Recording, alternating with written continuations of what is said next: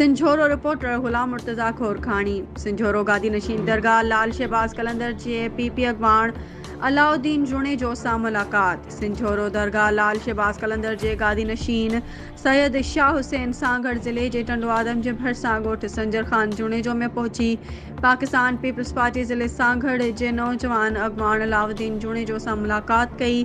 उन मौके ते दरगाह लाल शहबाज कलंदर जे गादी नशीन सैयद शाह हुसैन अलाउद्दीन जुणेजो जी सांगड़ ज़िले जे अवामी ख़िदमत खे साराहींदे चयो त जुणेजो ख़ानदान सदाईं अवाम जे भलाई लाइ हमेशह कोशिशूं कयूं आहिनि।